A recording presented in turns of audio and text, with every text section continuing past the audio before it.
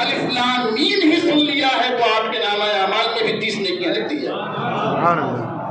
اس کی تاثیر بڑی عمدہ ہے. جب آپ قرآن کریم سنتے ہیں تو اللہ کی رحمت برسا کرتی ہے. پہلی کتابوں کے بارے میں قرآن کہتا ہے کہ جب زبور نازل ہوئی اور زبور پڑھی جاتی تھی، داؤد علیہ السلام زبور کی تلاوت کر رہے تھے تو دریا کا بہتا ہوا پانی رک جایا کرتا تھا. قرآن کہتا ہے سنیے، پرندے جو ہے وہ تلاوت کو سننے کے لیے آیا کرتے تھے.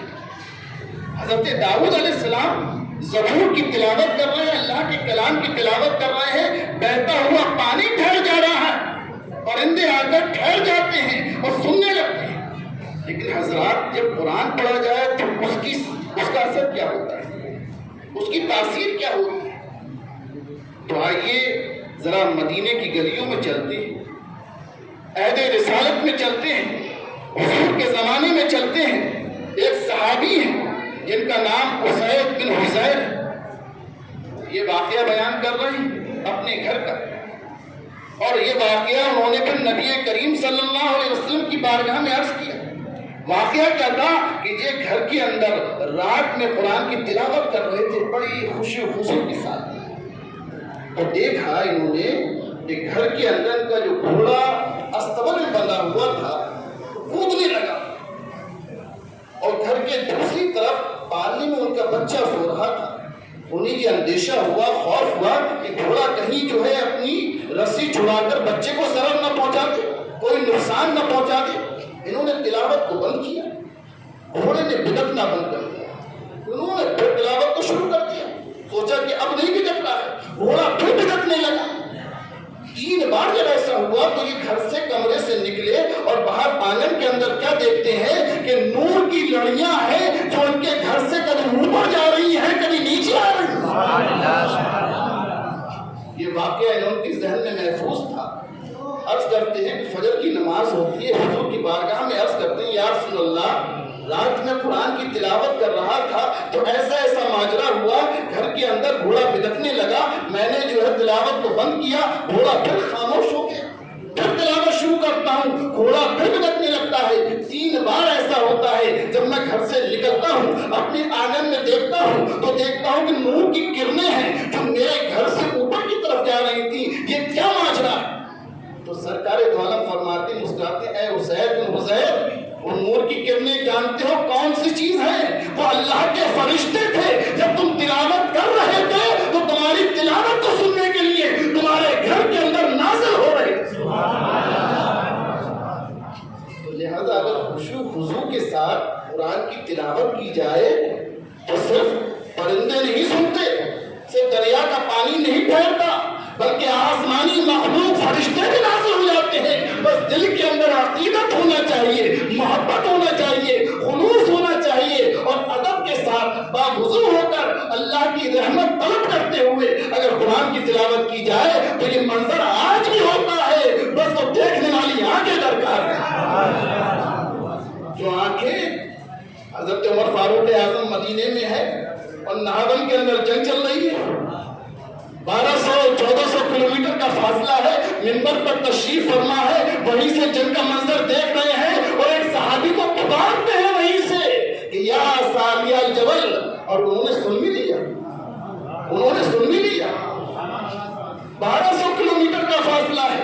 حضرت عمر فاروق اعظم راستے میں پہاڑ کے اتنے دور کا منظر کون دیکھ لیتا ہے، اور وہ کام انہوں نے سن بھی لیا. لیکن حیرت مت کیجیے، آج آپ کے پاس ایک ذریعہ ہے موبائل، ذرا سی اس کا بٹن دبائیے، آج جو سعودی عرب، امریکہ، دنیا کے کسی خطے میں ہو اپنی آواز کو پہنچا بھی دیا کرتے ہیں اور وہ سن بھی لیا کرتا ہے. تو اگر ذریعہ موجود ہو تو انکار نہیں کرتے ہیں. پتہ یہ چلا یہ ممکن ہے. اللہ تبارک و تعالیٰ آنکھوں کے اندر وہ قوت عطا فرما دیا کرتا ہے کہ آنکھیں وہاں دور کا دیکھ بھی لیا کرتی ہے اور کانوں کے اندر وہ قوت عطا فرما دیا کرتا ہے کہ وہ دور سے سن بھی لیا کرتا ہے. یہ بٹن، یہ ذرا سا ڈبہ اتنا بڑا کام کر سکتا ہے، یہ سائنس اتنی بڑی کام کر سکتی ہے، کس نے پیدا کرتا ہے، یہ کس نے تخلیق کیا ہے؟ تو اللہ تبارک و تعالیٰ آنکھوں کے اندر بھی تاثیر پیدا فرما دیتا ہے. اور اسی لیے تو حضور فرماتے ہیں کہ یہ بندہ عبادت کرتا رہتا ہے، روزے رکھتا ہے، زکات دیتا ہے، حج کرتا ہے، قربانی کرتا ہے، صدقات کرتا ہے، فرائض جو اس کو پر لازم ہے اسے ادا کرتا ہے، اس کے بعد نوافل کا اہتمام کرتا ہے، تہجد کی نماز پڑھ رہا ہے، بندوں کے کام آ رہا ہے، خدمت خلق کر رہا ہے۔ تو جب بندہ عبادت کرتا رہتا ہے، خیر کے کام کرتا رہتا ہے، تو حضور فرماتے ہیں ایک بار تو کیفیت پیدا ہوتی ہے کہ اللہ فرماتا ہے فَكُنْتُ سَمْعَهُ الَّذِي يَسْمَعُ بِهِ، میں اس کے کان بن جاتا ہوں، ان کانوں سے سنا کرتا ہوں۔ وَكُنْتُ بَصَرَهُ الَّذِي يُبْصِرُ بِهِ، میں اس کی آنکھیں بن جاتا ہوں، ان آنکھوں سے دیکھتا ہے، میں اس کے ہاتھ بن جاتا ہوں، ہاتھوں سے پکڑتا ہے، میں اس کے پیر بن جاتا ہوں، ان پیروں سے چلتا ہے۔ تو پتہ یہ چلا کہ آنکھ تو اللہ کے ولی کی ہوں گی، آنکھیں تو اللہ کے ولی کی ہوں گی، کان تو اللہ کے ولی کے ہوں گے، قدم تو اللہ کے ولی کے ہوں گے، لیکن سننا جو ہے وہ اللہ کا ہوگا، دیکھنا جو ہے وہ اللہ کا ہوگا، پکڑ جو ہے وہ اللہ کی ہوگی۔ تو پتہ یہ چلا کہ عام حالات میں بھی قدرت سے اللہ تبارک و تعالیٰ اولیاء سے بھی کرامت کا ثبوت کر دیا کرتا ہے۔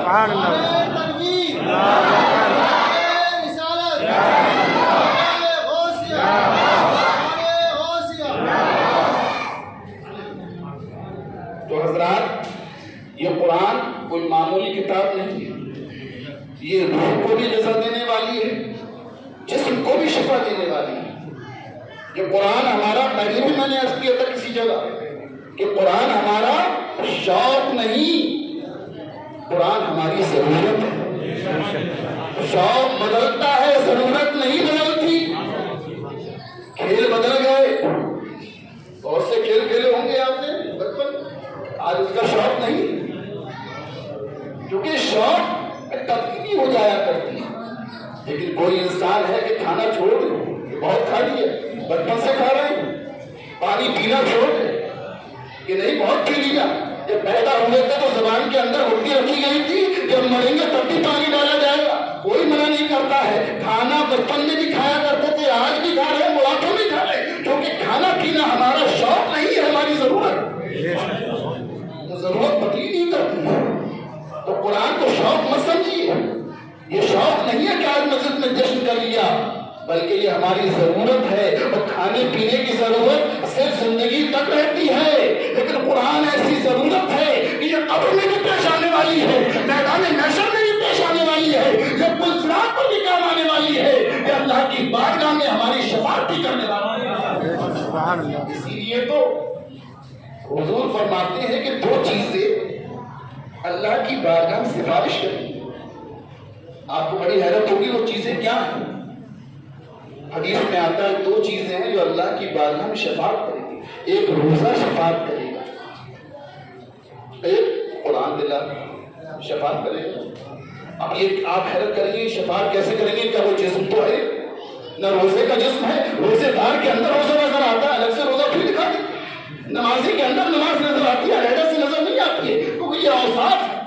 لیکن یاد رکھیے ایک عالمی امثال ہے جس میں مزوں کی شکل بھی ہوا کرتی ہے، سننے کی شکل بھی ہوا کرتی ہے، وہاں ہر شکل موجود ہے، اور اللہ قادر ہے کہ ہر چیز سے جو چاہے کام لے۔ ورنہ مجھے بتائیے میں بول رہا ہوں کس سے بول رہا ہوں؟ زبان سے بول رہا ہوں، میرا ہاتھ کیوں نہیں بول رہا؟ کیا یہ الگ کیمیکل سے بنا ہوا ہے؟ ہڈی گوشت سے یہ بھی ہاتھ بنا ہوا ہے، پیر بھی بنا ہوا ہے، اور زبان کے اندر بھی ہڈی گوشت، ہڈی نہیں بھی گوشت تو ہے، کوئی اور گوشت ہمارا جسم کا کیوں نہیں بولتا؟ جبکہ چیز ہے کہ آپ جانچ کرائیے، پتا چلا یہ گوشت کے اندر تاثیر نہیں ہے، یہ رب کا حکم ہے کہ زبان کی دنیا میں بولنا ہے، تجھے چلنا ہے، ہاتھ تجھے پکڑنا ہے، آنکھیں تجھے دیکھنا ہے، کان تجھے سننا ہے۔ لیکن اللہ چاہے تو آنکھوں سے سنا سکتا ہے، اللہ چاہے تو کانوں سے دکھا سکتا ہے، اللہ چاہے تو ہر چیز سے کام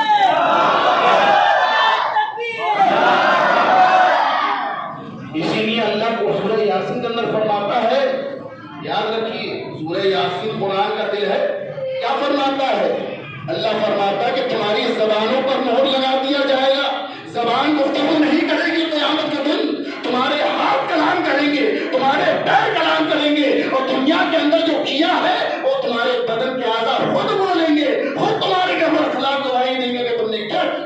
پتہ چلا کہ ہر چیز اللہ کی قدرت میں ہے، اگر اللہ چاہے تو ہر چیز سے بلا سکتا ہے۔ لہذا روزے کی بھی ایک شرط ہوگی اور قرآن کی بھی شرط ہوگی۔